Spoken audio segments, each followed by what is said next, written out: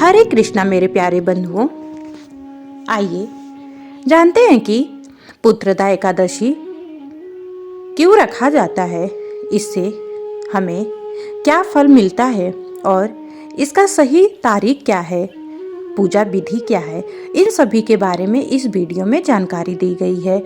कृपया आप इसको अंत तक देखिए और अपने जीवन को सुखमय बनाइए। संतान प्राप्ति के लिए ये बहुत ही महत्वपूर्ण व्रत है।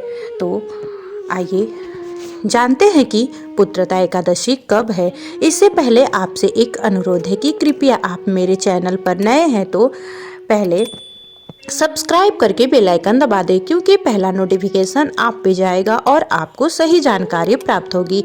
और साथ में एक प्यारा सा लाइक शेयर जरूर कर दीजिएगा। आइए साल 2025 में पुत्रदा एकादशी कब है जानते हैं। पुत्रदा एकादशी हिंदू धर्म में अत्यंत महत्वपूर्ण व्रत माना जाता है। यह व्रत संतान प्राप्ति और संतान की सुख समृद्धि के लिए अति उत्तम माना गया है। पौष माह में आने वाला यह व्रत कई दंपतियों के जीवन में सुख समृद्धि लाने वाला होता है। साल 2025 की पहली एकादशी पुत्रदा एकादशी ही है। ऐसे में इस दिन व्रत रखने से आप पूरे साल भर शुभ फल भी प्राप्त कर सकते हैं।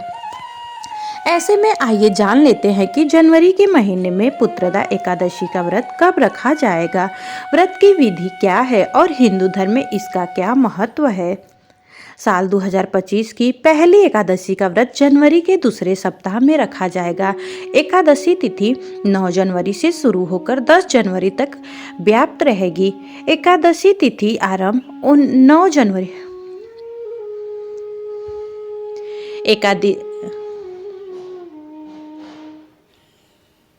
एकादशी तिथि आरंभ 9 जनवरी 2025 दोपहर 12:23 से शुरू होगी और इसकी समाप्ति 10 जनवरी सुबह 10:20 तक रहेगी। उदया तिथि मान्यता के अनुसार एकादशी का व्रत 10 जनवरी 2025 को रखा जाएगा। इसी के साथ आइए मैं आपको पुत्रदा एकादशी के व्रत विधि बता देती हूँ, किस तरीके से इस व्रत को करना है कि हमें पूरे अच्छे से फल की प्राप्ति हो।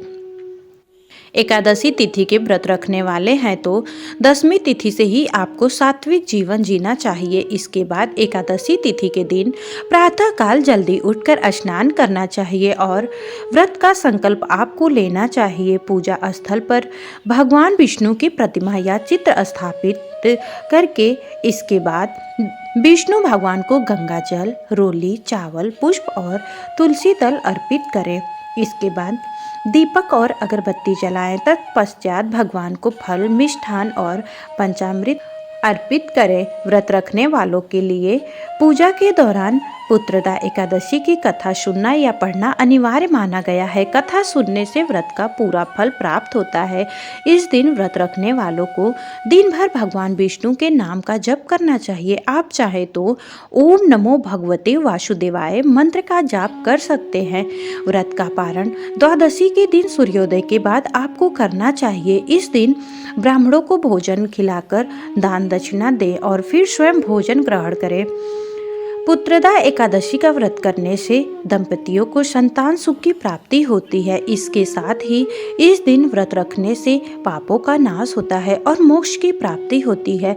यह व्रत पारिवारिक सुख शांति और संतान के उज्जवल भविष्य के लिए भी अत्यंत शुभ माना जाता है। पौराणिक कथाओं के अनुसार महिष्मती नगरी के राजा सुकेतुमान और उनकी रानी शैब्या ने इस व्रत को रखा था, जिससे उन्हें योग्य संतान की प्राप्ति हुई थी। जय श्री कृष्णा। आपको मेरी ये जानकारी कैसी लगी कमेंट में ओम नमः शिवाय या कमेंट में जय श्री कृष्णा लिखकर जरूर बताइएगा और कृपया कर चैनल को सब्सक्राइब कर लें। धन्यवाद।